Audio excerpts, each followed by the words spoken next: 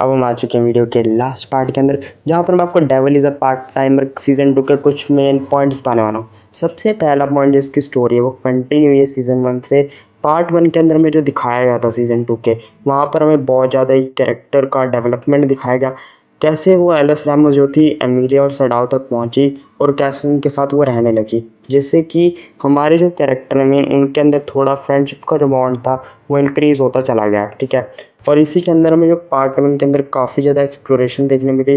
कभी वो बीच पर जा रहे हैं, कभी वो फार्म हाउस पर जा रहे हैं काम करने के लिए, और वो बहुत ही ज़्यादा फैसिनेटिंग लगता है, बहुत ही ज़्यादा कमाल का लगता है, ठीक है। और अगर मैं बात करूँ इसके कुछ कैरेक्टर्स की, जो मेन 3 कैरेक्टर मुझे दिखे हैं यहाँ पर, तो सबसे पहला तो एलिस रैमोस जो कि एमिलिया और सडाओ के साथ रहती है और उनसे वो कैसे कितना प्यार करती है, वो तो हमने देख ही लिया। और सेकंड जो गार्डियन है, वो एलिस रैमोस का गार्डियन कैसे मिलता है और वो उसे कैसे पाना चाहता है, लेकिन जो अपनी एलिस रैमोस है वो उसके साथ नहीं जाती, जिसके कारण उसे एंजेलिया और सडाओ से लड़ना पड़ता है कैप्री को।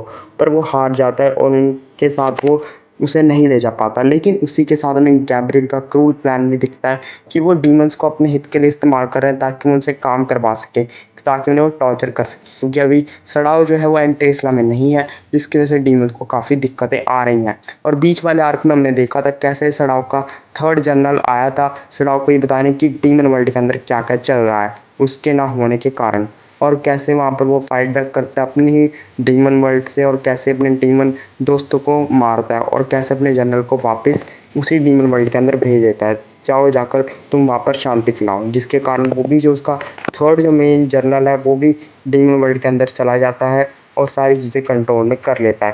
और फार्म हाउस के अंदर हमने देखा ही था कैसे वो चीचन के फार्म हाउस में जाते हैं और वहाँ पर काम करते हैं, और हमें एमिलिया का पर्सपेक्टिव भी दिखाया गया है जो सडाओ के प्रति अभी इतना अच्छा नहीं हुआ है, जो फार्म हाउस के अंदर थे। और वहाँ पर भी हमें उनका काफ़ी डेवलपमेंट जो है देखने मिला।